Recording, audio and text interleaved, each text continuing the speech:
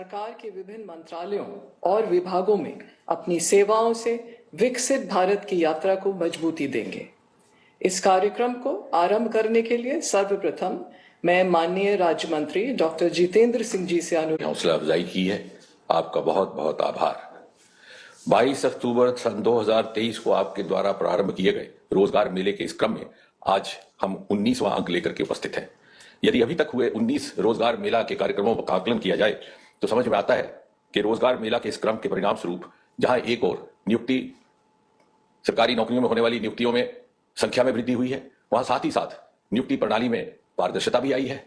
और इतना ही नहीं, साथ ही साथ जो नियुक्ति प्रक्रिया है उसमें भी टाइमलाइन अथवा समय सीमा का अनुशासन बढ़ा है। और सबसे बड़ी बात यह कि उम्मीदवारों का नियुक्ति प्रणाली में विश्वास भी बढ़ा है। साथ ही साथ यह भी देखा गया कि रोजगार मेला के माध्यम से नियुक्त होने वाले उम्मीदवारों का मेरिट भी श्रेष्ठ रहा है। यह सब इसलिए संभव हुआ कि प्रधानमंत्री जी आपके नेतृत्व में गत कुछ वर्षों में और 2024 के बाद रिक्रूटमेंट प्रोसेसेस में अनेकों रिफॉर्म्स लाए गए हैं। आपने लाल किले से आह्वान किया था, इंटरव्यू की प्रथा समाप्त कर दी गई, भेदभाव और पक्षपात की शिकायतें जाती रही। स्टाफ सिलेक्शन कमीशन ने भी अनेकों रिफॉर्म्स लाए हैं, जिसके परिणाम स्वरूप रिक्रूटमेंट साइकिल की अवधि में या अवधि काल में औसतन 15 महीने से घटकर अब 8 महीने हो गया। अब परीक्षा हिंदी और अंग्रेजी के अतिरिक्त 13 क्षेत्रीय भाषाओं में भी हो रही है।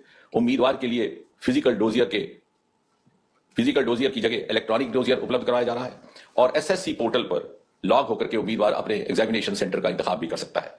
परीक्षा के फौरन बाद आंसर की उपलब्ध करवाई जाती है और यदि किसी उम्मीदवार को कोई शिकायत हो या शंका हो तो वो अपनी ग्रीवेंस भी दर्ज कर सकता है। और अभी हाल ही में स्टाफ सिलेक्शन कमीशन ने एक और इनोवेटिव प्रोसेस प्रारंभ किया है और इस प्रैक्टिस का नाम है स्लाइडिंग मैकेनिज्म।